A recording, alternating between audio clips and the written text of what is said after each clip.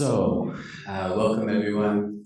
Thank you for coming both in person and virtually. My name is Rahel Khan. I'm the director of the USC Center for Mindfulness Science, and I'm here to introduce our speaker, Mindfulness Science keynote speaker for the day, Dr. Linda Carlson.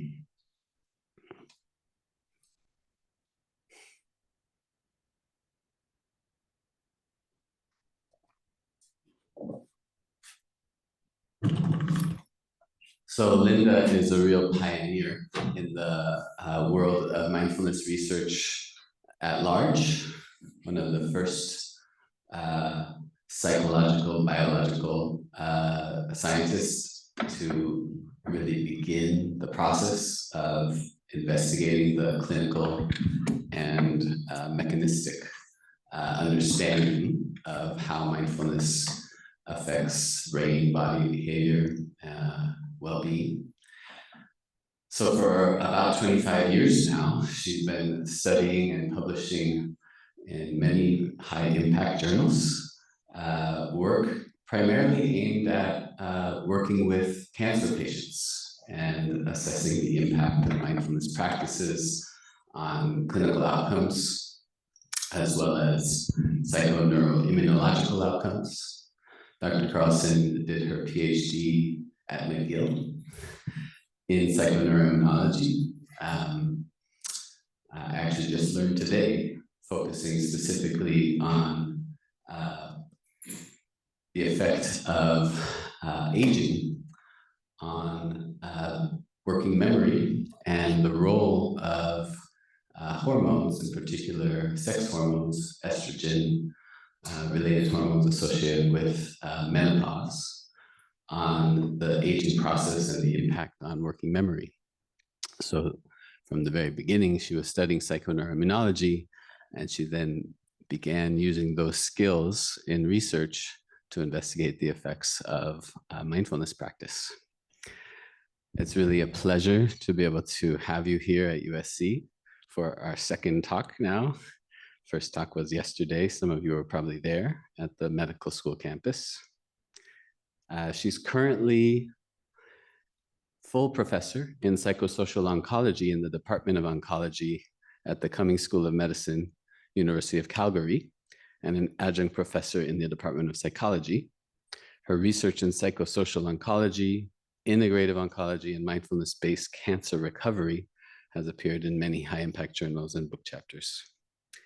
I will cut my comments short and give the floor to you. Thank you so much for being here with us.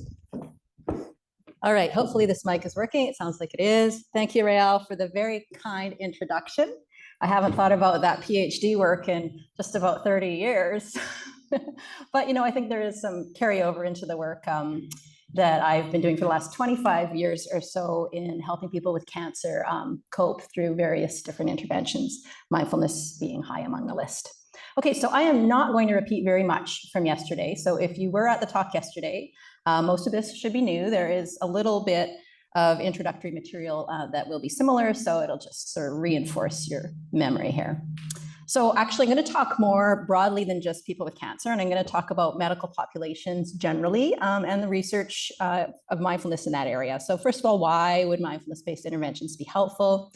I'm going to do what might be a little bit of a boring summary of research across different medical conditions, but get you up to speed so you understand sort of where the research is at in these different areas. And then I'll focus again on our intervention, mindfulness-based cancer recovery. And the studies I'm going to talk about today are different ones than the ones I talked about yesterday. And like I said, I've got all these sort of catchy acronyms for the studies. So you'll understand what this all means when I go through them. And then I'm really actually going to focus. I was hoping to make this a more informal session today, a bit of a discussion. I'm a bit of a geek for research methodology. In fact, I love research methods and study design. So maybe talk a bit about some of these studies that are in progress or that are being designed and what they're all about and some of the considerations around design. And some of the newer stuff that we're doing that hasn't been published at all yet. All right, so I've got the intro. What is mindfulness? I know for this audience, this is a bit unnecessary, but I will review it anyway. Simple definition: paying attention on purpose in the present moment with an open and accepting attitude. So we think of it in two ways: a way of being in the world. You can be more or less mindful no matter what you're doing in your day. And it's also a practice of mindfulness meditation by which we train ourselves, train our minds in the capacity to be mindful in our everyday lives. So once again, here's the cartoon showing the human and the dog. The dog is winning in the mindfulness contest. It's actually thinking about what's right in front of its face, whereas the human's mind is all over the place to the past and the future and worrying and remembering and having regrets and depression and you name it. And this illustrates the practice of mindfulness meditation, which is how we become competent at being mindful. It doesn't happen just because we want to do it. It's a skill that we have to learn through pretty rigorously applied regular practice. So it's about learning how to be in the now rather than yesterday or tomorrow. So I guess academically, we think about mindfulness in three different components: intention, attention, and attitude. So the why of the practice, why would we do mindfulness? There's an intention there. It may be a sort of high level intention. I just want to be more present for my life. I want to be awake and aware. It could be specifically to cope with certain symptoms if you're a person with cancer, to deal with the anxiety and fears of recurrence. So there's some intention behind it that we kind of hold loosely in our minds. Then there's the core of the practice, the what. What do we actually do? We're learning to pay attention. So we're training ourselves in the capacity for keeping our attention in the present moment using a wide variety of techniques. And then how do we do it? With an open, accepting attitude, non-judgmental, non-striving, all those different attitudes that are a core component of the practice. So it's important that not only do we do the attentional training, the what of it, but we do it in this specific way that's kind and self-compassionate and non-judgmental, or else we really get nowhere with the practice. So let's talk about mindfulness-based interventions for dealing with different chronic illnesses.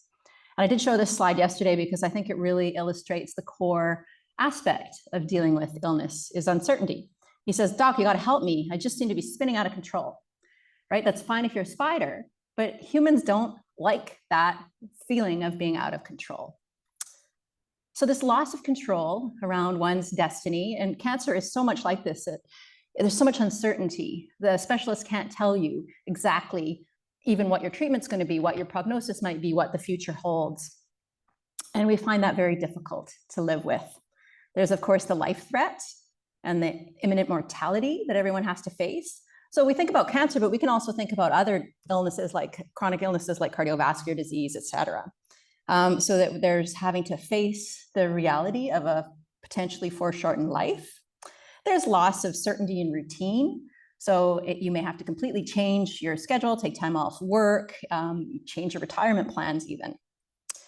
Lots of emotions: grief, fear, anger, depression, stress, shame, guilt, you name it. Many symptoms related to treatment and recovery, side effects, pain, fatigue, sleeplessness. I'm going to talk about a study specifically we did for insomnia actually today, which is one of the biggest problems that people face during and after cancer treatment, and the inevitable fear of recurrence. So once treatment's done, and even if we're talking about things like multiple sclerosis or Parkinson's, there's fear of progression, right? We don't know how long you're going to be stable, when's it going to progress, how is it going to progress, ALS, all these kinds of diseases. So fear of recurrence, fear of progression. And it turns out that all the skills we learn in a mindfulness-based intervention around emotion regulation, around these attitudes that I mentioned, acceptance, non-attachment, self-compassion, all really helpful for people dealing with this whole constellation of challenges that are really integral to any kind of chronic illness experience. So just a mention of our book, The Art and Science of Mindfulness. So Shauna Shapiro and I wrote this in 2009 initially, second edition in 2017. It's for clinicians specifically and has lots of information around theories of mindfulness, but also research summaries. And a lot of what I'm going to talk about in the early part of this talk is research summaries from the third edition of this book, which is actually in press right now and will be coming out this summer. So of course, I'm sure most of you know that the main vehicle for training people, especially in Western medical settings, in mindfulness is through mindfulness-based stress reduction, or MBSR, developed by John Kabat-Zinn, late 1970s. Wonderful program, standardized now, 8-week group program, trains people in mindfulness, and includes daily home practice. So sort of combined stress reduction techniques with mindfulness training. many research studies over the years showing that MBSR is effective for physical and psychological disorders. And there's a website where you can get that information, amra.org. And I like to show this graph about the progression of research in mindfulness. So these are the number of studies each year published in the scientific literature with mindfulness in the title. And I love to show this graph because we sort of did our first publication in the year 2000. And you can see from like 1980 up to 2000, there was just a handful, 2, 3, 4 articles published every year. But after that, it started to increase exponentially to the point where we're well over, 1,300 a year now. So what areas have people been doing all this research in? You name it, basically, people have applied mindfulness to it. So in mental health, a lot of the big adaptations have been with depression and anxiety, but lots of other conditions as well. Physical health actually is where I'm going to focus the first part of the talk. Cancer is our specialty, but you can see there's lots of other areas where studies are underway, and I'll tell you which ones have the largest amount of evidence for their efficacy. And of course, outcomes in healthy populations too have been widely studied, such as like the neuropsychology of mindfulness, for example, or the neuroscience and brain science. Okay, so here's our whirlwind tour through different conditions in mindfulness. So what I'm going to show you here are the latest meta-analyses that are combining all the studies in these areas and kind of the summary. So where do we know these applications are useful? So one area, there's been quite a bit of research is cardiovascular disease and specifically in blood pressure reduction. So the systematic review included 16 studies. Most of the systematic reviews are just randomized controlled trials. Here it's about 1,500 participants who've been in these studies. And so what we're seeing, and just as a general kind of summary, the most benefits are on the psychological symptoms that the people with the diseases are experiencing. So sometimes there's disease-specific outcomes we look at, like blood pressure, but often it's measures of sort of coping, anxiety, and depression, that kind of stuff. So we see, and you'll see a sort of pattern as we go through this, anxiety, depression, distress, perceived stress improving in people coping with cardiovascular disease. In this case, also, there's a very robust effect on systolic blood pressure to the tune of a sort of large effect. And if you look at, this is another meta-analyses where we look at the overall reductions around 7 millimeters of mercury. And just to put that in context, a 5 millimeter of mercury reduction in blood pressure lowers risk of cardiovascular events by 10%. And this magnitude of effect is actually similar to what you might get with cardiovascular disease medications, right? So meditation, not medication, actually might be a good approach for people with high blood pressure. Okay, so like I said, whirlwind tour, diabetes. There has been a fair amount of research in this area too. So this is a 2023 review, 10 randomized controlled trials, about 700 participants, and a similar kind of pattern, largest effects on anxiety, depression, and measures of mindfulness. So the disease-specific measure in diabetes is looking at HbA1c, which is a measure of glucose control. Some studies show that it improves with the mindfulness-based intervention. Some studies show no effect. So it's kind of up in the air whether or not that's going to be improved by mindfulness-based interventions. Irritable bowel syndrome. So the interesting thing about irritable bowel syndrome is we really know in people who experience it that their symptoms tend to get worse when they're under periods of stress. So this is a 2020 meta-analyses, only 6 randomized controlled trials in this area that were included that were done in person, but actually IBS has quite a large literature base of studies that were done online. And here, looking specifically at IBS-related symptoms, so bloating, gas, constipation, diarrhea, all those things improve just with a mindfulness-based intervention, as well as the psychological things like quality of life, spirituality, as well as pain. Okay, pain conditions. So when John Kabat-Zinn actually first started doing mindfulness-based interventions in the late 70s, early 80s, he was looking at a lot of pain conditions. And so that's been one area that's been studied for many, many years. Pain is difficult to treat, as anyone who has lived with chronic pain or researchers in this area knows. So this is a meta-analysis on low back pain specifically with over 1,000 participants, 12 studies, only small improvements on pain intensity, on small improvements on quality of life. So I'd have to say, comparing it to things like IBS, diabetes, heart disease, and we're going to come to cancer, mindfulness-based interventions are probably less effective in pain conditions. This is a big review on musculoskeletal pain, looking at fibromyalgia, rheumatoid arthritis, things like that. And so this is called an umbrella review. So it's a review of reviews. So this review included 19 other systematic reviews with 194 studies. So that's how much work has been done in pain. Like, it's a huge area. This summarizes the different outcomes and the different reviews. So in this table, you can see down the side, that's the name of the systematic review that was done, the 19 systematic reviews. And all of those, again, include 10, 20, 30 studies. And these are the different outcomes across the top. And so green are improvements, yellow is sort of equivocal, red is actually things didn't improve or got worse, right? So you can see there's no consistency at all across the map in these pain conditions. So many of the systematic reviews said that pain improved. Some said it didn't, some said it actually got worse. So there's no consistency. And the weird thing, of course, is that some of these systematic reviews included the same studies, right? So it's all around the methodology. So they're rated as pretty low quality. So really, when it comes to pain conditions, it's difficult to say how effective the mindfulness-based interventions are.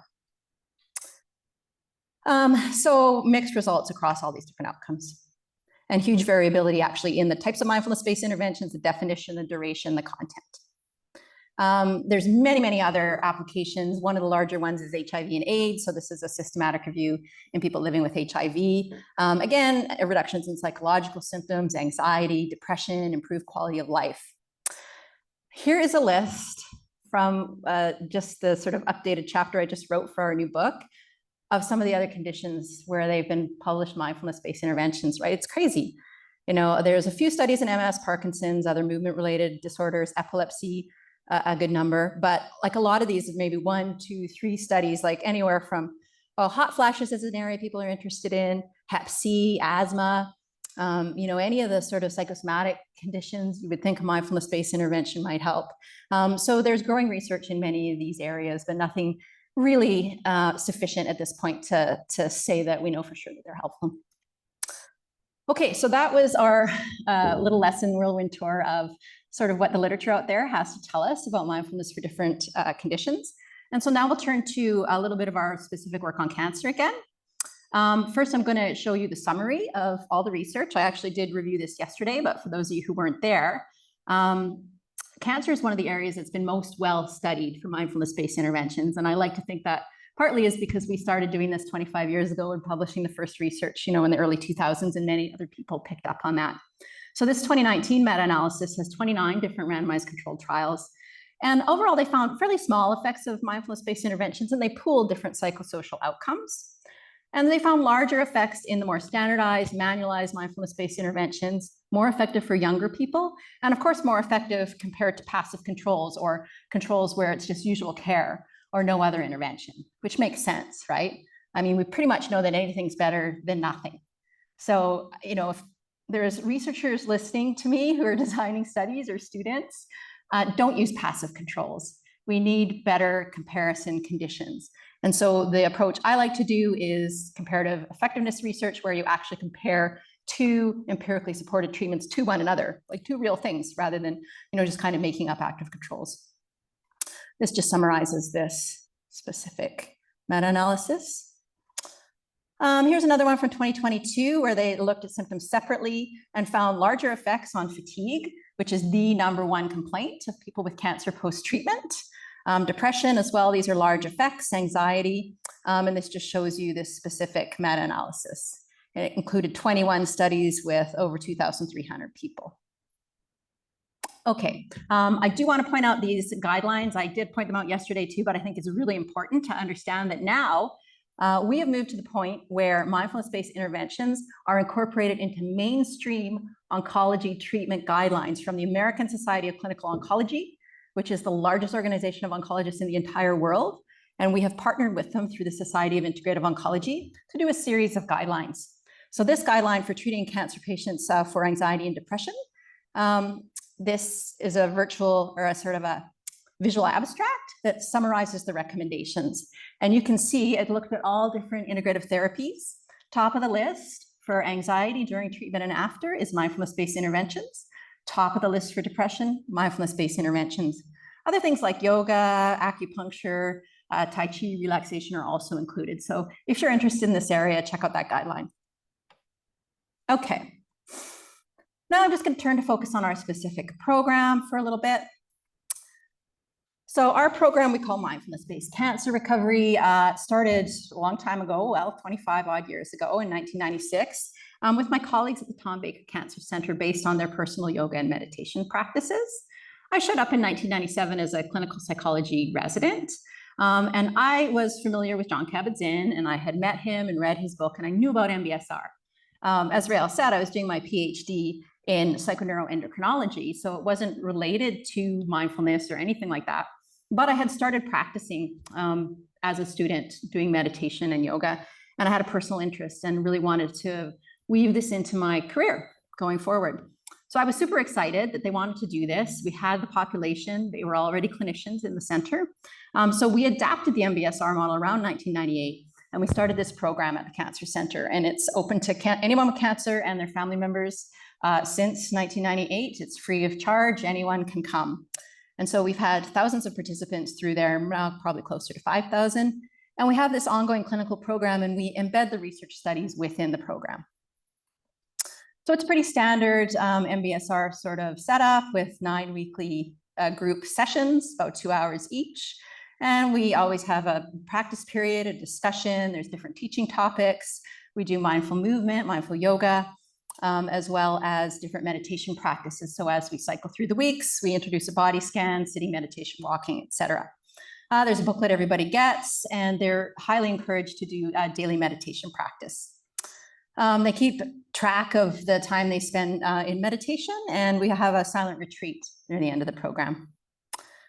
So like many mindfulness-based interventions, the overarching theme is really learning mindfulness and applying it to our everyday life. We do teach them specific relaxation and breathing exercises, including abdominal breathing and how to manage their emotions through breath work. As I said, the gentle yoga, super important for this population, reconnecting with the body, building up the physical strength again, sort of becoming friends again with your body after treatment. We emphasize the mind-body connection, use things like visualization and imagery. And there's that cognitive component. So in that way, it's similar to mindfulness-based cognitive therapy. So we do teach people cognitive coping strategies. And of course, there's an element of personal empowerment, because this is tools that people can use anytime they want, that they have some control over, and that sort of counteracts this feeling of being out of control. And there's social support because it's done in a group, and people really do connect with one another, even online. So I mentioned different types of practices we do: body scanning, sitting meditation, walking, open awareness, imagery using mountains and lakes, and of course, loving kindness practice. And as I mentioned, the movement, the yoga, is a super important part of our program. And I emphasize this because many adaptations of mindfulness-based interventions, or people who do like shorter versions, 4 weeks or something, they just drop the yoga as if it doesn't really matter. It's not important. But I really do believe it's crucial to have the embodied practice, and happy to talk about that around theories of mindfulness, but having a practice that's embodied, especially for people going through physical illness, I think is essential.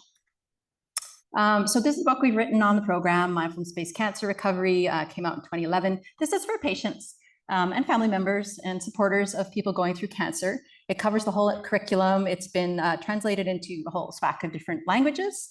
The intention behind this effort was really to increase accessibility of the program, because we know there's not that many people trained to do it in person, and really believe that people can benefit. So we've done lots of research over the last 25 years, and I mentioned I love to give my trials jazzy names. So many randomized controlled trials. These are the names of some of the finished ones. Yesterday, I talked about mindset in great detail, so I won't mention it now, but you can find all these papers on my website. I think there's a link to it further on. I'm going to talk about I Can Sleep, which is a specific study with an interesting design we did for insomnia. I'll tell you about ECOM today, and then I'm going to really focus on the ongoing trials. As I said, some of which I've never talked about publicly before, so they're just getting underway. So that's where I hope we can have an interesting discussion. This is where you can find everything on my website. All of the publications previously are there. As I said, we focused on symptomatology and some of the early research where we show improvements in stress, mood, anger, anxiety, depression, symptoms like sleep and fatigue. psychological mechanisms like rumination, worry. We've also looked at partners that come to the program with patients, and they also improve similarly. And then we've looked at measures of flourishing or psychological well-being. So things like spirituality, meaning, purpose in life, sense of connection, this idea of post-traumatic growth, that a challenging or traumatic situation like going through a chronic illness can actually be a catalyst to re-examine the way one's living one's life and perhaps live in a more authentic, purposive, meaningful way. And we do actually hear people talking about that through the program. And then, as Rael mentioned, I have a history of like poking and prodding people and taking their blood and looking at what's going on inside the body. And I find that fascinating. And so we have done a lot of that with saliva. We look at salivary cortisol, which is a stress hormone. Through the blood, we look at immune function through cytokines. We've looked at telomere length, which is like a marker of cell aging. And we've also looked at blood pressure, like I mentioned earlier on when I was talking about cardiovascular disease and blood pressure. We see the same improvements in people with cancer who have elevated blood pressure post-treatment. And as a side note, cancer treatments can damage the heart muscle and make people higher risk for cardiovascular disease. So keeping their blood pressure down is actually really important. Okay, so I'm going to tell you about I Can Sleep. This was such a neat study. So from a methodological perspective, I think more than anything. So it's a non-inferiority randomized controlled trial based on the observation that many, many people who go through cancer have insomnia. It may start during treatment, but then it can be maintained for a long time afterwards. And there's really no good treatment for it. The gold standard is cognitive behavior therapy for insomnia, or CBTI. We had done some observational work in the mindfulness program. It is showing that people who went through MBCT, or MBCR, or MBSR, whatever you want to call it, seem to be improving in their sleep. So we wanted to do this non-inferiority trial, and the question was, is MBSR non-inferior? So not better, not equal, but just as good as the gold standard cognitive behavior therapy for insomnia. So the interesting thing about this trial is that it was done blinded, or we tried to do it blinded. So when we recruited people, we just looked for cancer survivors who had insomnia. And all we said is that you'll get a behavioral treatment, non-pharmacological treatment. So we didn't tell them that it was mindfulness or CBTI. We didn't tell them what the interventions were. It was very vague in the consent. This, you might do some monitoring of your sleep and maybe some relaxation, that kind of stuff. So the people who signed up didn't know what they were getting into. We used actigraphy, which is an objective measure of sleep, as diaries and questionnaires, had a 3-month follow-up. We had a criteria for what non-inferiority would look like. And as I said, the patients were blind to study conditions. Now, this turned out to be really interesting from a methodological point of view. I'll tell you in a second after we review the outcome measures. So I kind of already talked about this. We measured sleep in about 100 different ways. The primary objective measure was actigraphy, and the primary subjective measure is the insomnia severity index, very standard measures. And then we also measured the usual kind of outcomes that improve with MBCR. Stress, mood, mindfulness, to see, if maybe mindfulness might be as good or almost as good as CBTI, but have additional benefits. Okay, so that's the results, but let me tell you what kind of the problem first. So we recruited people blind. We didn't tell them what the interventions were. They were randomly assigned to either do CBTI, which is very obviously about sleep. Right? You monitor your sleep, you restrict your sleep, you do sleep hygiene, you talk about attitudes and beliefs about sleep, very obviously targeting your sleep. And then half of them were randomly assigned to mindfulness-based cancer recovery. So they learned to meditate, right? They talked about their stress. So this turned out to be a problem. So we had differential dropouts. So half the people who were randomized to mindfulness and started the mindfulness group, they dropped out. They just didn't see the point. And the other problem was that many of them were screened out as ineligible because they'd already taken mindfulness, right? So at this point, this group had been available for people with cancer at our center for 15 years. Anyone who was interested had already taken it. So here we have a bunch of people not interested in mindfulness being assigned to do mindfulness meditation to help with their sleep. Anyway, so we had to adapt and, kind of recruit more people to get the numbers we needed.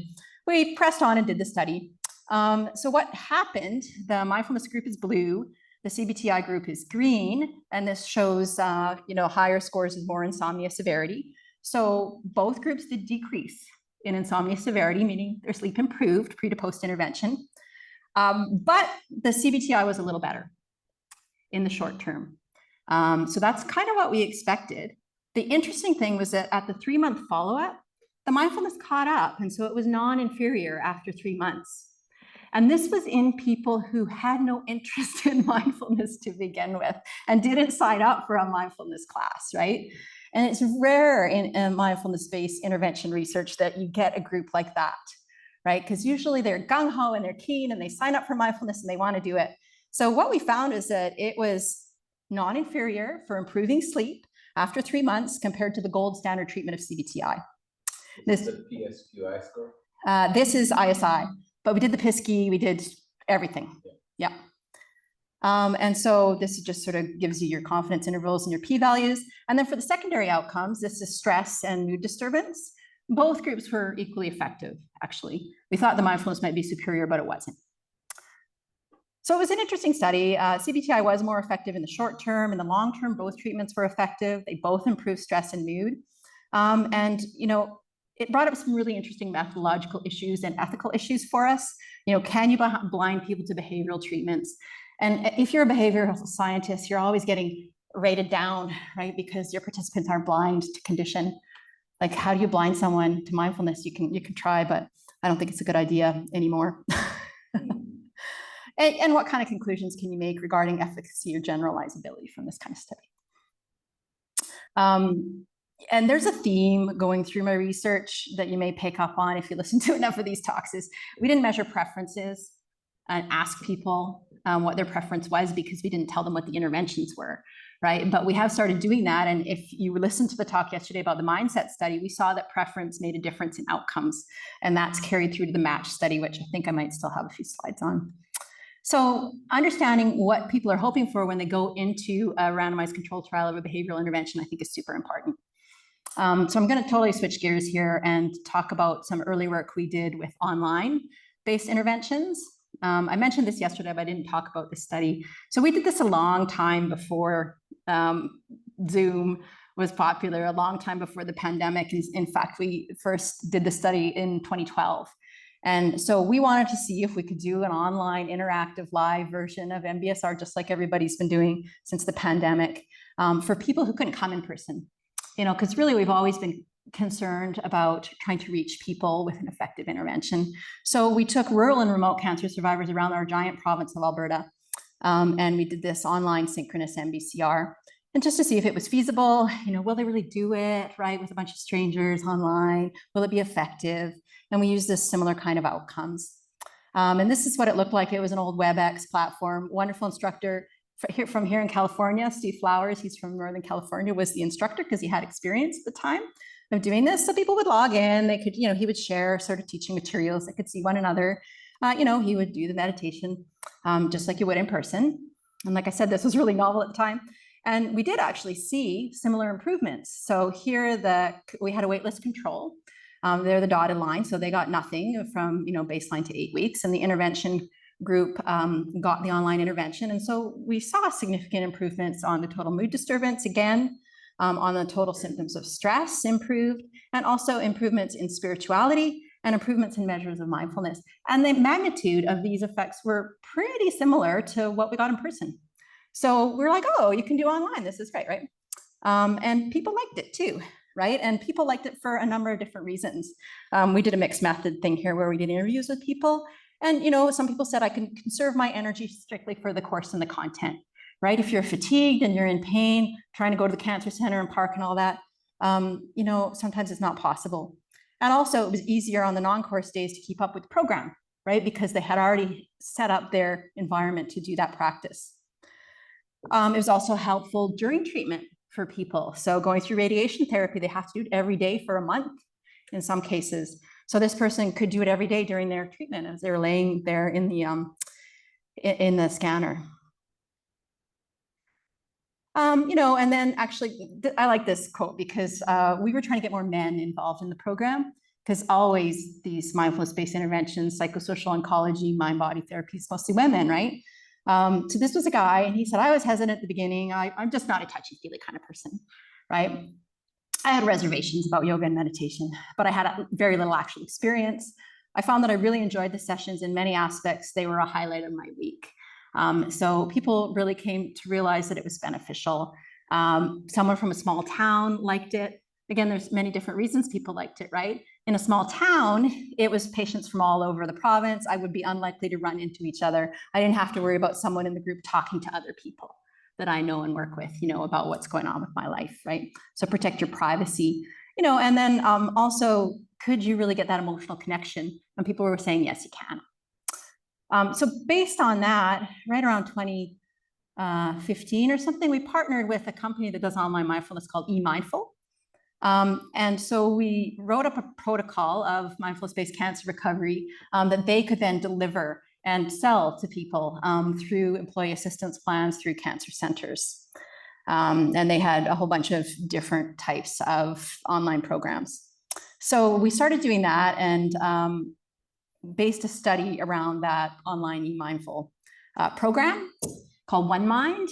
And this study was to see if we could take people during cancer treatment, during chemotherapy, and get them practicing mindfulness right away, so maybe they wouldn't develop all these terrible symptoms and side effects in the first place, right? Maybe we could diminish, delay, reduce prevent, diminish, or delay the onset of these chemotherapy-related side effects.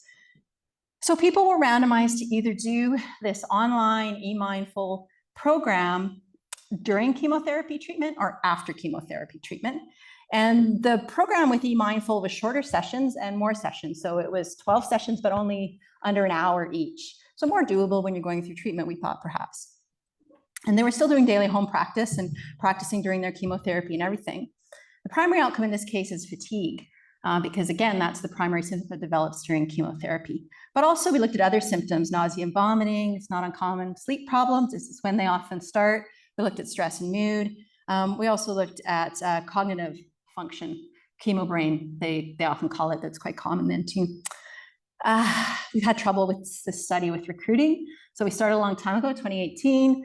Pandemic didn't help us. You think it would help us because it was online, but we couldn't go in the cancer center and recruit. And so we still haven't met our target. So I can't tell you anything about whether it worked or not. Watch this space, right? Okay, match. I did mention match yesterday. I'm going to mention it again because it's a really important trial, I think, in this area.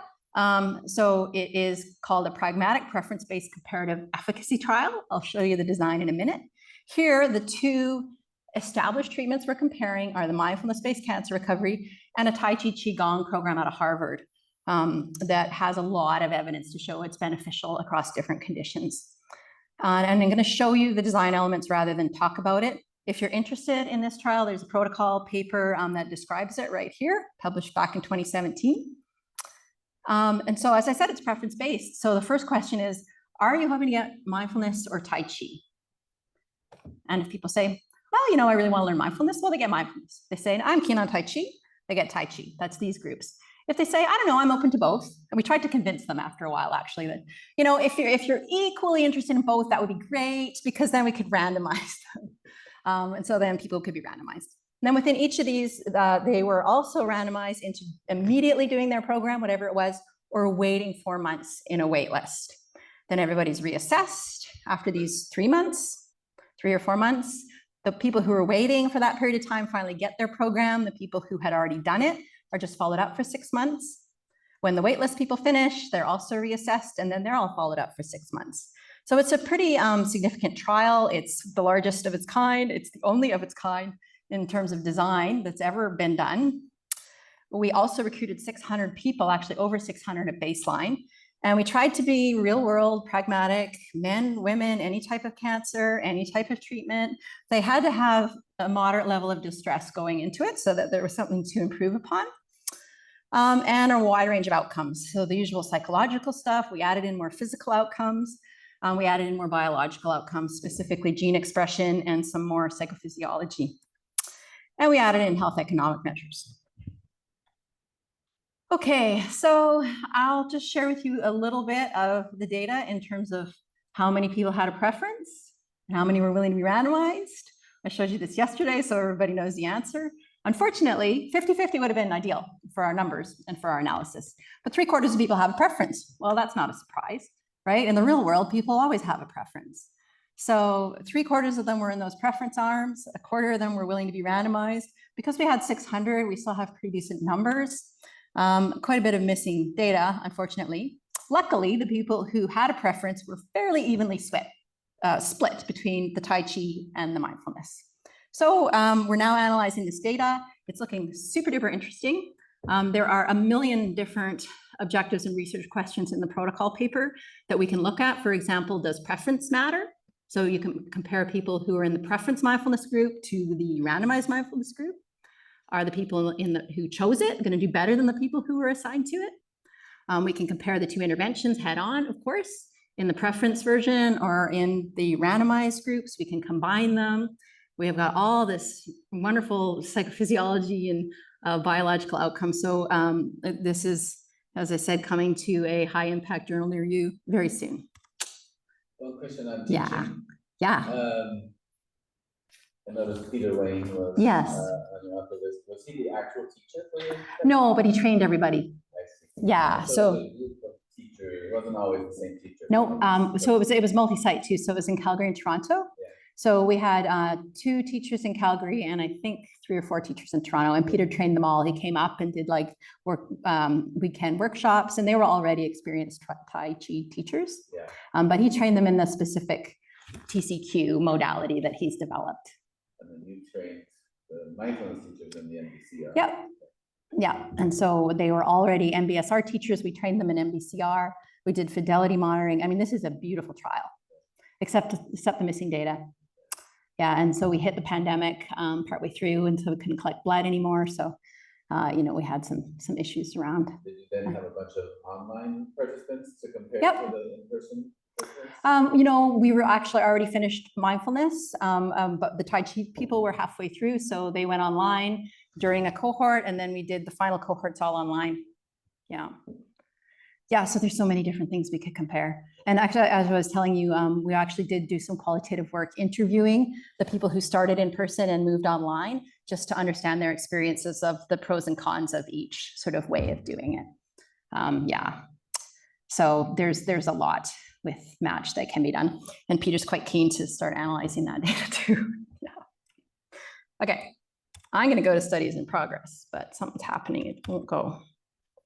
Would it be fair to say that Peter's TCQ is really quite similar to a mindful movement intervention? Yeah, we conceptualize it as mindful movement. Absolutely. Yeah, so, I don't know if we'll see big differences. Like the reason we put in some of the physical outcomes, we have like, the 6-minute walk test, we have some balance, like balance on one foot, more TCQ specific sort of outcomes. So we have hypotheses around differential effects. And actually, I guess one thing I can tell you is that it does look like the mindfulness-based interventions are having a greater effect on the psychological measures of like stress and mood. And potentially the Tai Chi may be having more effect on those more physical outcomes. That's our hypothesis anyway, but we're still looking at the data. Yeah, so, it would make sense there would be some differential effects, but both groups I know are going to be beneficial, compared to waitlist. But any other questions around Match? Because I'm going to now go into Seamless. Okay, I'll keep going. Let me check my time. Oh yeah, I'm good for times. So I did mention this yesterday. This is a smartphone app-based mindfulness intervention for cancer survivors. So we developed an app and we have done some pilot work, and now we're doing a big clinical trial. I've alluded to this, barriers to face-to-face participation around where you live, how much time it takes to get to a place in person, and the cost of parking and childcare and taking time off work, and the symptoms and side effects that might prevent a person from being able to come in person, as well as concerns around immunosuppression, COVID-19. It just goes on and on. It makes perfect sense that we need to find digital health interventions and other ways for people to have access to these beneficial treatments. So the app, we started developing, I don't know, it must be 5 years ago now. Everybody's got smartphones. It's popular with patients to use different apps. It overcomes pretty much all of the barriers to in-person programs. But there are some drawbacks, obviously, too, potential significant drawbacks. So all these apps are out there, but you're reluctant to recommend them because they haven't been tested really at all, and definitely not for people with cancer. And until we developed it, really were no apps specific for people with cancer. So we took our program, and we turned it into an app, basically. We boiled down the different topics into 5 different modules that you can see here, kind of the core learning pieces around mindfulness, as well as the core practices and some sort of interactive exercises. And we partnered with an app company to turn this into an app, right? It's got to be a different format than in person. We can't do 2-hour sessions on an app, right? So we went into a recording studio. We recorded our teaching of these topics. We worked with this app company. It's called DTX is the app company. And they have these journeys within the app. And so we created one called the Mindfulness-Based Cancer Survivorship Journey. And so they turned it into this app with 27 audio tracks that are quite short. The entire journey is something about 250 minutes or something like that. And it's 27 short audio tracks, and they're sequentially locked. So we still make people go through it in order, because we really do believe the learning is kind of cumulative, builds on previous lessons, right? So we tested it for people going through it over a course of 4 weeks. I'm not going to play that. Okay, so in the pilot study, first we developed the program within the app.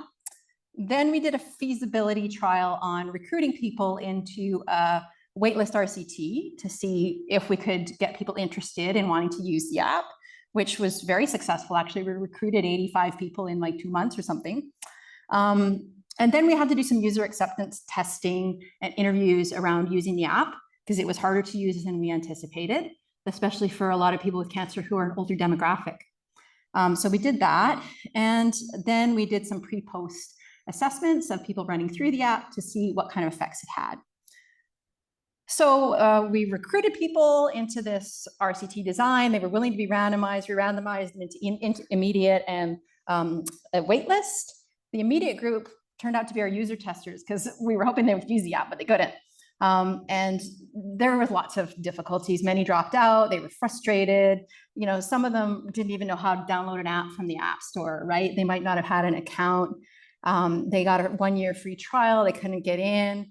And then they got into the app. They couldn't find the journey. I mean, there were all kinds of problems. So we had to help them with app navigation. We had to put together an instruction manual. We used a text messaging sort of platform to help them. And so we kind of overcame all those issues. And then the waitlist group turned out to our pre-post testers. So we had 42 people assigned there. They did use the app. They were able to get in. There was an average of 40 visits to the app. They spent around 240 minutes on it, which meant they went through the whole thing. And these are the different outcomes we assessed. And the ones in green are the ones that improved pre-post for these folks. So our primary outcome was stress. We also looked at fear of cancer recurrence, mindfulness, anxiety. Those all improved. So this was enough evidence to convince us that we should do a larger study. And so now we're doing a Canada-wide trial. We're targeting 345 cancer survivors. We're currently recruiting. We're at about 140 participants. And as I said, still recruiting across Canada. So if anybody's listening who happens to be a cancer survivor in Canada or know people, they can contact us. Okay, so that is one study in progress. This other one, we've just finished it actually. We've finished a pilot study. So it's called Virtual Mind, and it's a virtual reality guided mindfulness program targeting chronic pain in cancer survivors. Because even as I said earlier, when I was summarizing the evidence on mindfulness-based interventions for pain, pain is really hard to treat. It's a doozy. And so patients are really looking for other ways to manage their pain that aren't necessarily pharmacological in nature. So we were approached by a virtual reality company who said, hey, we want to get into research in the cancer space. Do you want to work with us? And I said, well, if you're going to, develop the intervention and give us the headsets, well, sure, we'll do it. So the objective was to evaluate the feasibility of a self-administered at-home virtual reality guided meditation program for chronic cancer-related pain. And we looked at physical and psychosocial health outcomes. We were interested in how virtual reality might actually deliver mindfulness, what are the mechanisms, and we did a mixed method study. So we also did interviews to look at their experiences. So it's a prospective single-arm pre-post test mixed methods design. We only targeted 15 people, so pretty small sample, but it's a very specialized sample. And so they did this VR intervention for 6 weeks, and I'll tell you what it is here. This is our partner. They're called Novo Being now. So they developed the software, and they also gave us the hardware for the study. We told them what we wanted. I wrote the scripts, and they made it. So it was pretty cool. So we put together 7 different sessions. So 1 a day for a week. They were fairly brief, about 10 to 15 minutes. In addition to these, there's 2 teaching sessions where I sort of talk about what is mindfulness and the kind of introductory material that people need to cognitively understand mindfulness. So we did awareness of breath, body scan, awareness of pain, loving kindness, some mini breathing exercises from our program, mountain, and healing from pain. So some general ones and some very targeted ones. And then each had a VR environment. And some of them, like for example, the awareness of pain, there was like an outline of the body, and people, it was all eye tracking. So people would be asked to look at the part of the body that was in pain, and then you'd see kind of a glowing orb, and and it would kind of have an animation to go with it. And there was some actually really cool like clouds, and so there was all kinds of really cool VR stuff in these scenes. So there was 7 sessions. People just went through them repeatedly over 6 weeks. So they would just do 1 to 7 every week for 6 weeks. So we enrolled 20 people, 14 finished the entire 6-week protocol. One person had simulator sickness, which is just where you feel woozy when you put on the VR headset. It was mostly women, so 90% women. They were around 50. Their pain was pretty moderate to severe. So it was pretty significant pain. And for some people, they've been living with it up to 6 years, and different types of pain as well. So mixed types of cancer, breast, heme were the main ones, the central nervous system, so it's like brain tumors and stuff. So we had a mixed bag of people with different types of cancers. So this is super interesting. So we had them rate their pain intensity before and after they did the session every single day. And so what we're seeing here is every single day when they did it, there was about a 1-point reduction in pain on the 0 to 10 scale. So there was immediate relief when they did the virtual reality thing. But you can see the pain intensity overall isn't decreasing over the course of the intervention. So it would come back every day. But if we look at other things, so when we talk theoretically about pain and mindfulness, the general understanding is that the pain itself might not go away, but the interference of the pain, the bother of the pain is less because people learn to relate to it in a different way. And so we see that. So these measurements are pre-post, so 0 to 6 weeks. And then we did a 6-week follow-up, so that's week 12. So you can see in all of these outcomes that from the beginning to the end of the 6 weeks, they're decreasing significantly, and then they continue to improve over the 12 weeks, right? Which is super interesting. Let me see. Yeah. So we saw that with almost all our outcomes, and the effect sizes are actually quite big.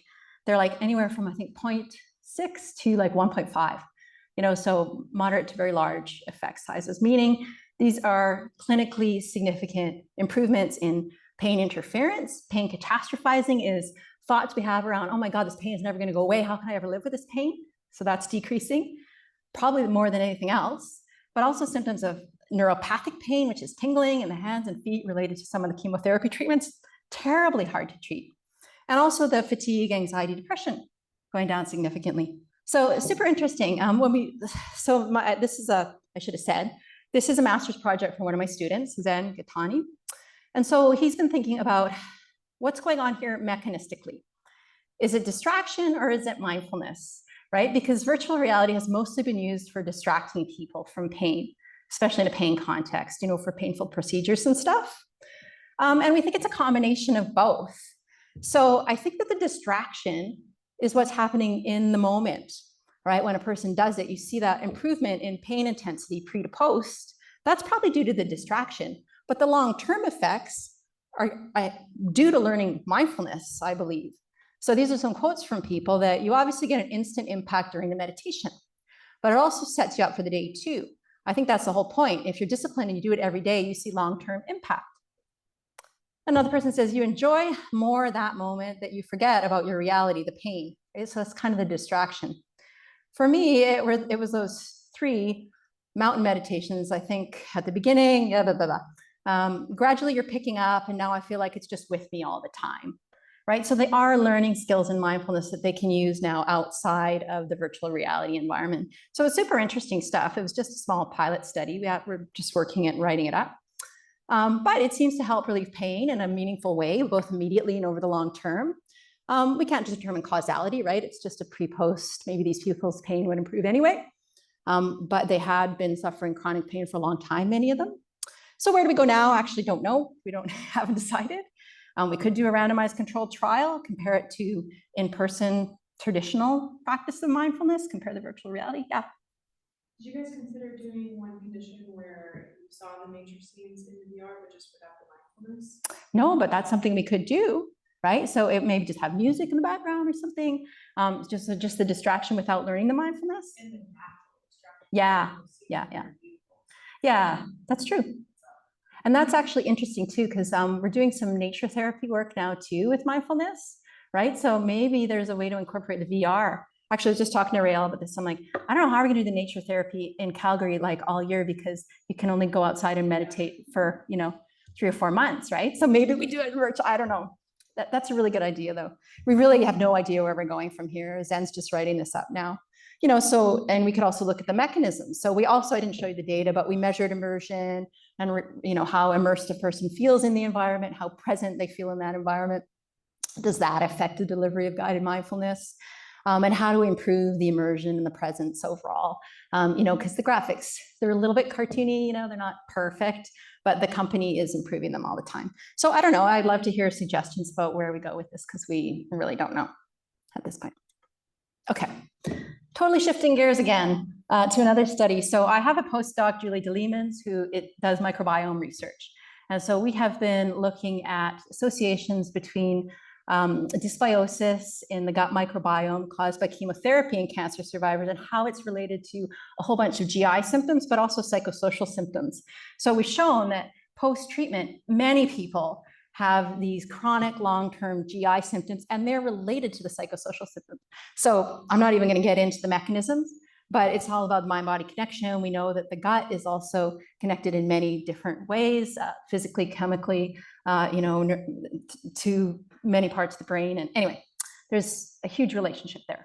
So our hypothesis now is, well, maybe mind-body therapies like mindfulness could also improve some of the gut symptoms. It's never been looked at.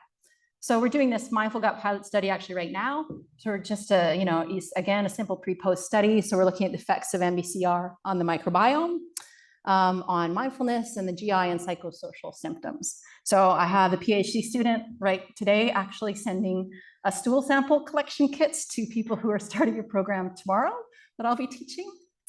And our objectives are just to sort of work on feasibility around, recruitment, enrollment, and also the data collection. Like, will they give us their stool samples, which they have to do.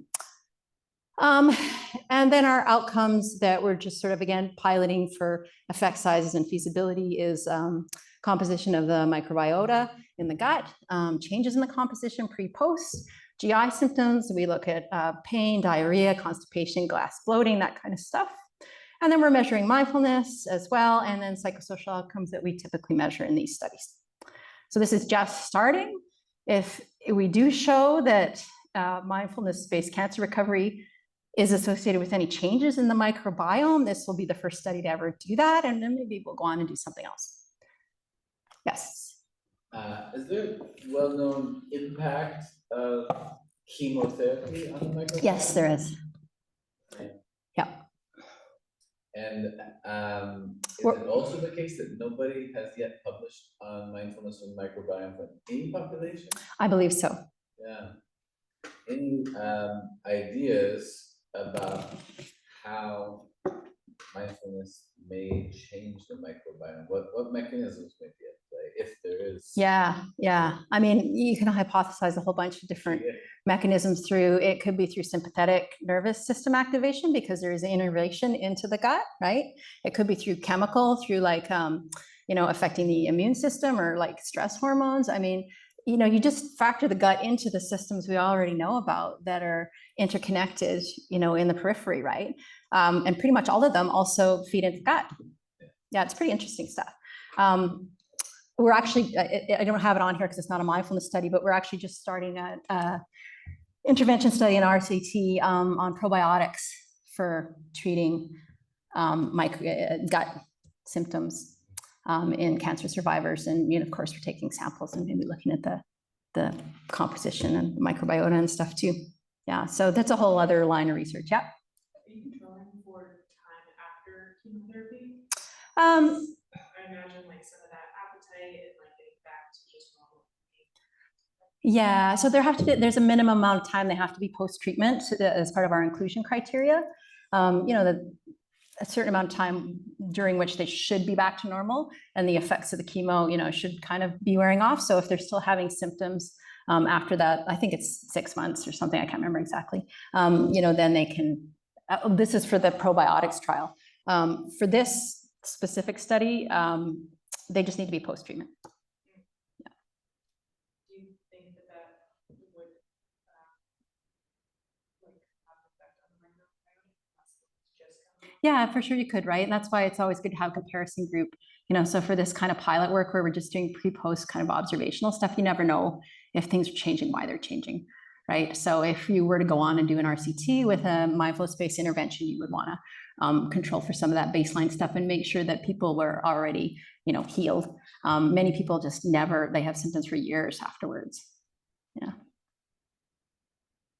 Okay, I think this is the last. Oh, maybe there's one.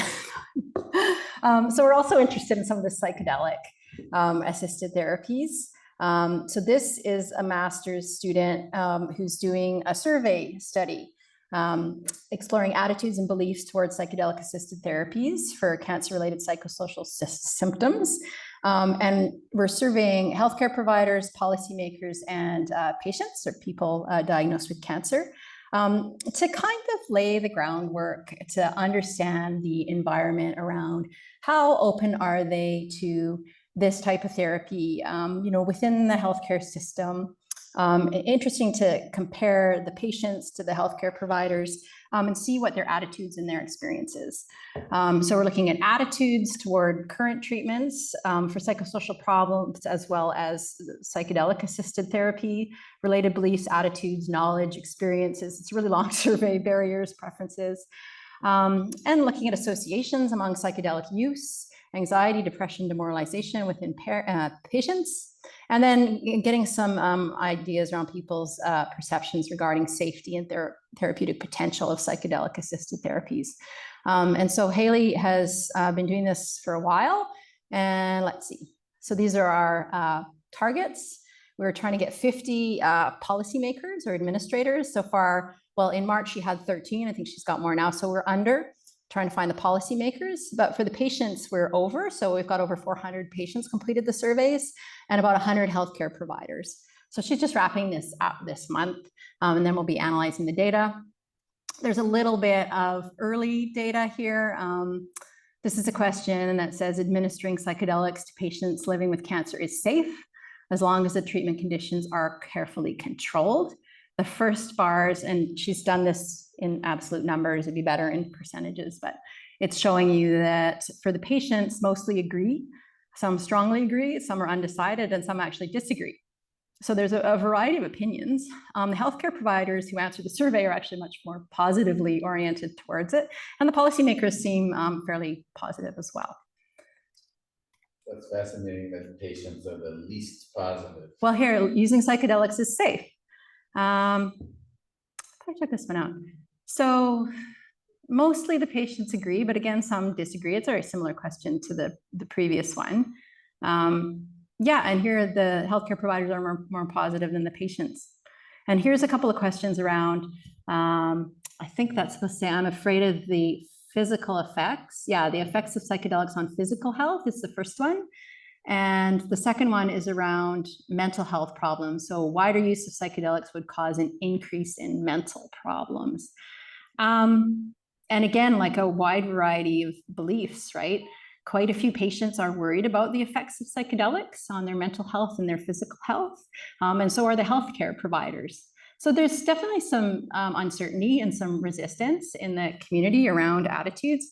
And honestly, she's got like bazillions of questions that she's just analyzing now. So that'll make a good paper to sort of understand where we're starting, at least in the Canadian context, with this work. And so the last thing is a clinical trial that I've been working with a group across Canada through the Canadian Cancer Trials Group and the Queen's Psychedelic Group to develop a clinical trial of high-dose mindfulness-based psilocybin-assisted therapy. We're calling it, doesn't exist yet, but it's something we're developing to specifically target demoralization syndrome in people living with advanced cancer. So stage 3 and 4 cancers often suffer from what's called demoralization syndrome, which is similar to existential anxiety. It's not the same as depression. In fact, they're not even that highly correlated. It's this sort of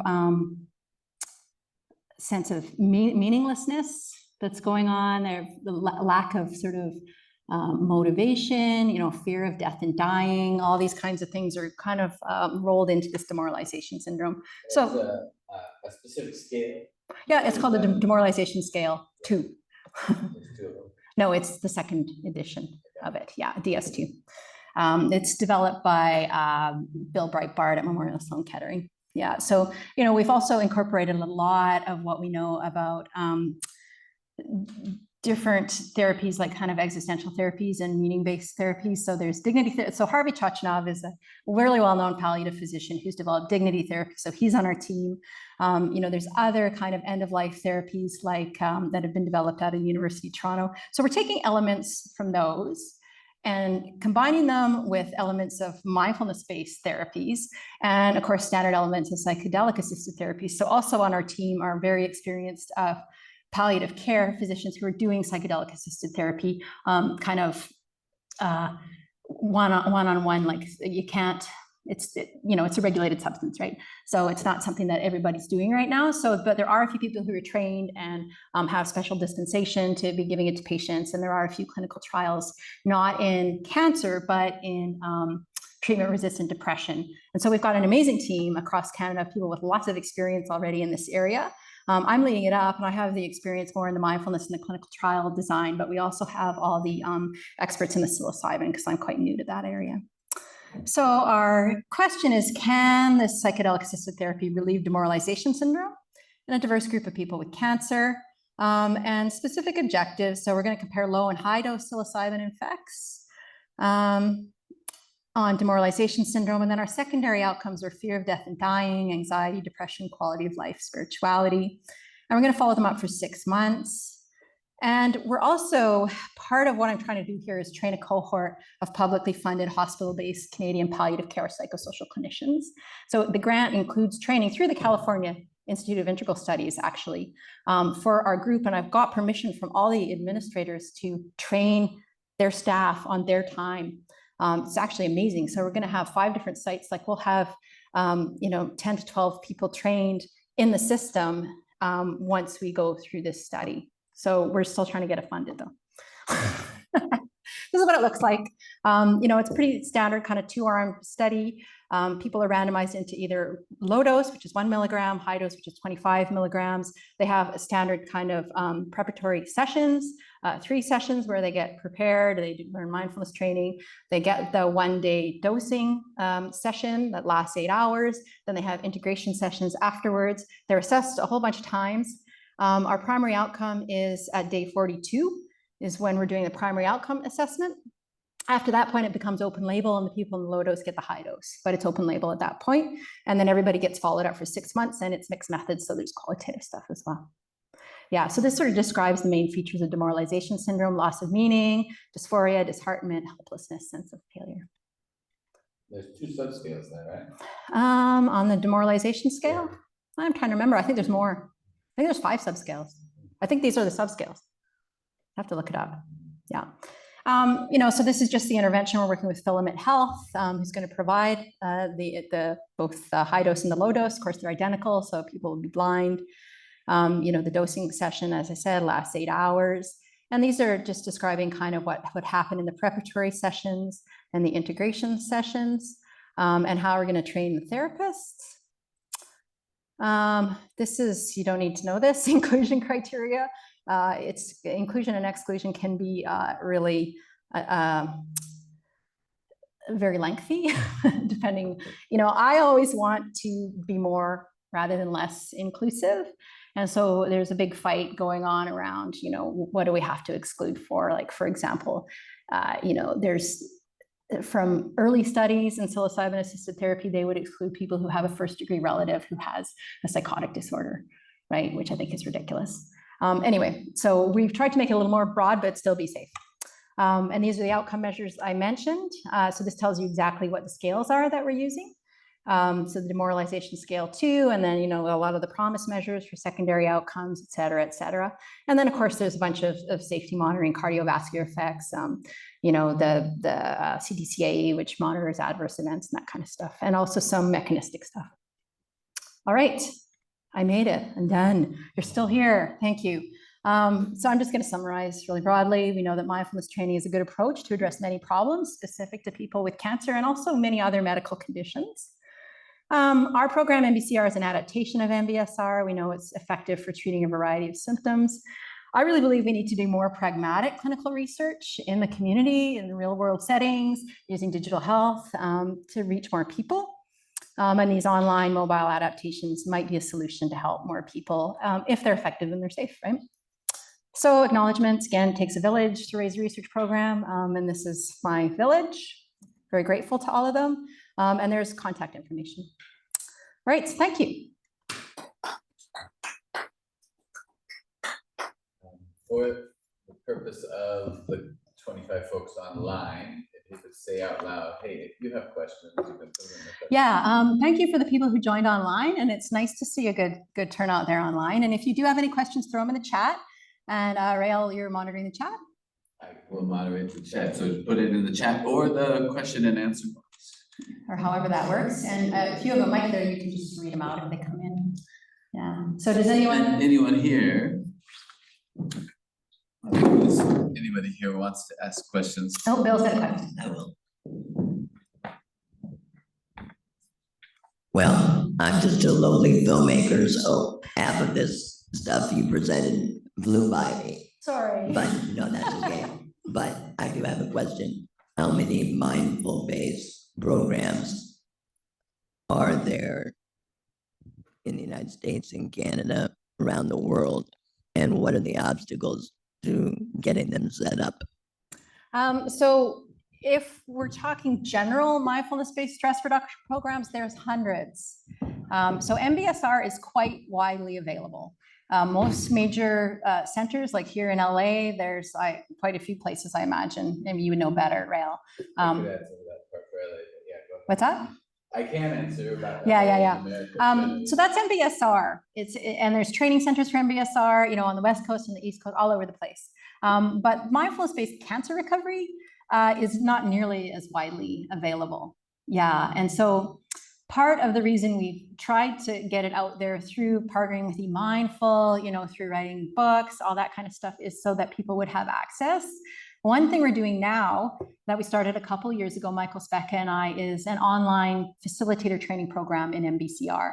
So it's pretty good, I think, pretty accessible, because what we have is live recordings of real sessions, all the 9 sessions, Michael and I doing it with the patients themselves.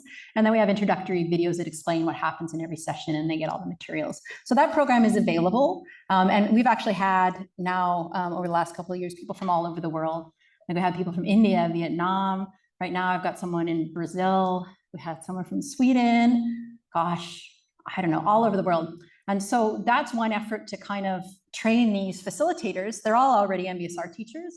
And so they're learning the MBCR sort of modality, and then they're going back to wherever they're from, and they're trying to implement programs. So that's one other effort that we've made to kind of get this specific intervention more broadly available. But it's still compared to like MBSR or something like that, it's kind of hard to find. Yeah. I can add a little bit about, especially the last question, the last part of your question you asked. What are the challenges to getting them implemented? So I am very aware of the challenges to getting them implemented, because I'm running headfirst into them for the last 6 years. In general, there are standardized mindfulness programs available everywhere in the Western world that has state-funded healthcare. Why? Because it's an incredibly wise investment of dollars for the well-being of the populace. A place like America is different.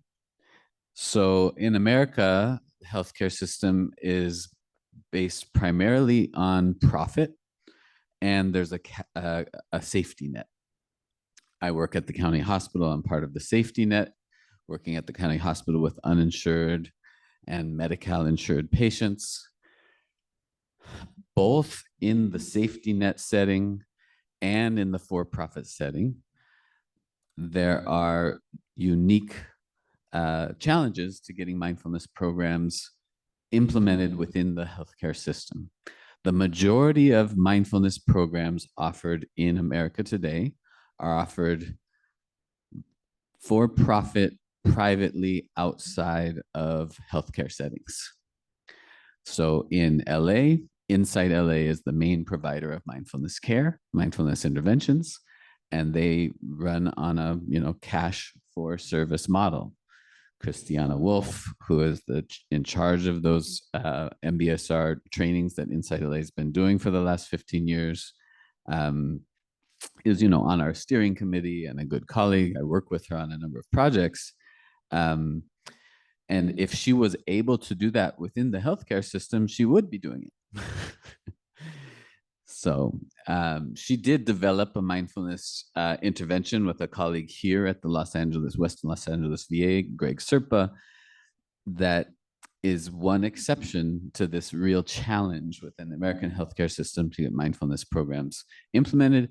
Some key people within the VA healthcare system, some of whom Linda actually knows and has worked with, put together an alternative model of healthcare for the VA healthcare system related to the massive dissatisfaction that veterans and their families had with the healthcare that they were not getting.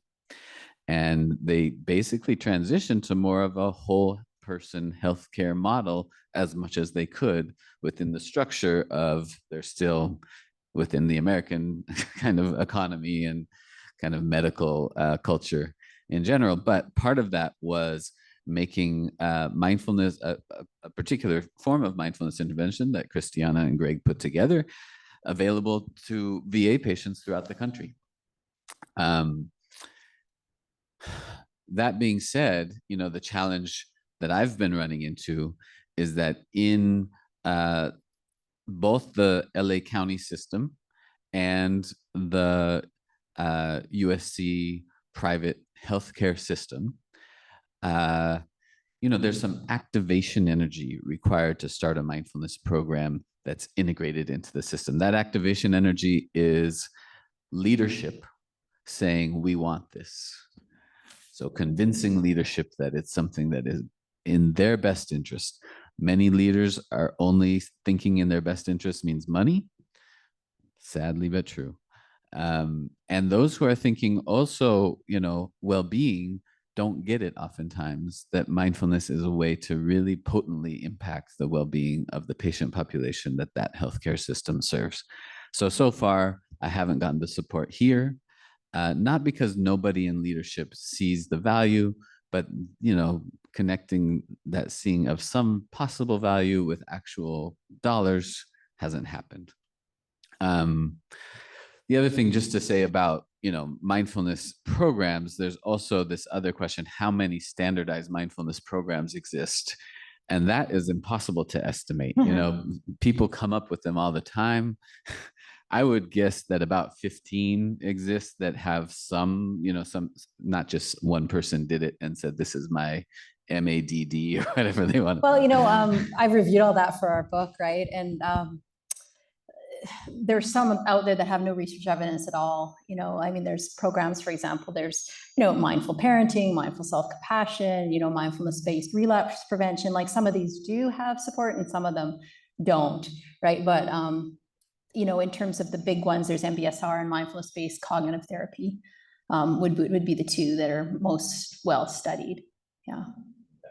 And so there's another question online around the virtual mind trial, the impact on CIPN, which is chemotherapy-induced peripheral neuropathy. And we did not measure that type of pain specifically, I have to tell you, but there may be something in, I'm sure there is something in the qualitative interviews. So Zan, my student, is just analyzing this and writing it up right now. So I would be curious too, to know, because it's so hard to treat. Like I've done an acupuncture study as well on pain, and all types of pain responded except for CIPN, responded well, because it's just a very difficult type of pain to treat. So I actually am quite curious about that too, whether the VR-guided mindfulness is more effective than some of the other approaches we've tried for CIPN. Yeah, so I can't tell you for now, but definitely something we'll look at. I don't see any other questions.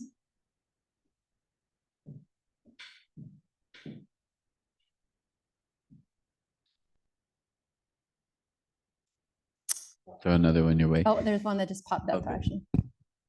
I wonder if after the years of research and adaptation to other languages, you feel that the MBCR program needs some tweaking, adjusting to account for the needs of cancer patients, focusing more on the components that are most relevant for the population.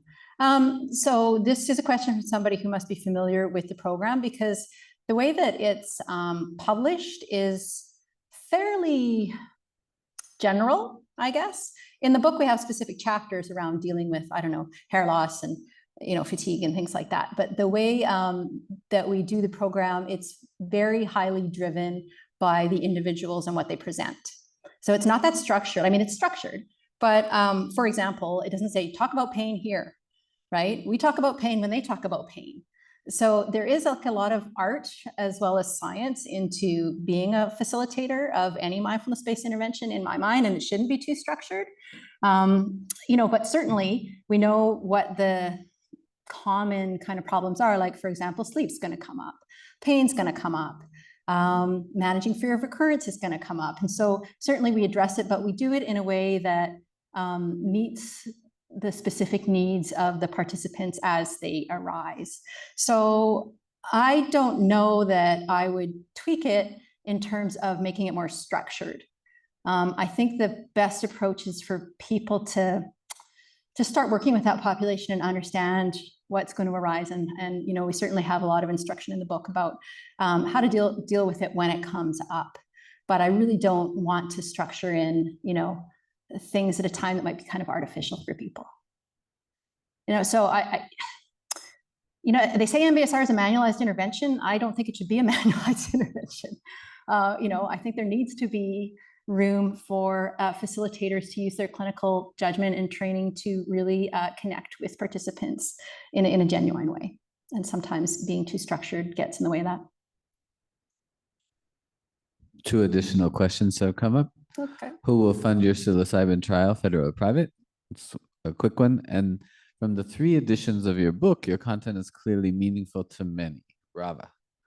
What else is bringing you joy? That's great. Okay. I want to answer the question. What brings me joy? You know what? Walking in the woods with my dog brings me joy. Practicing mindfulness brings me joy. Skiing down a slope. Being in a Zoom room with a bunch of people with cancer who are getting it brings me joy, right? So I still do the clinical work. I don't have to. It's not really necessary for my job, but I do because it really keeps me connected as a researcher to what I'm trying to do and why, right? So that motivation, intellectually, tackling new challenges. I'm a methodology geek. I love designing studies.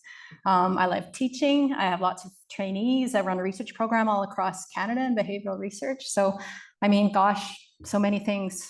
And I guess I'm fortunate to have so many things that bring meaning and purpose. And I'm really fortunate to have a career where I feel like I'm doing something that makes a difference. I mean, I hope it does, right? Who will fund my psilocybin trial? We've, hey, Bonnie. I'm glad you came. That's great. So we've applied for federal funding twice now and gotten some pilot money. So we have some pilot money from the Canadian Institutes of Health Research to, kind of refine the intervention a bit. We're trying to get private funding as well. We're approaching foundations. We're approaching different funders. We will take anyone who wants to give it to us, unless it's a conflict of interest. Probably not pharma, but maybe. No one's running up to me offering money, but yeah, so that's the challenge right now. Bonnie is actually trying to get it fully funded. Yeah. I think we're pretty much out of time.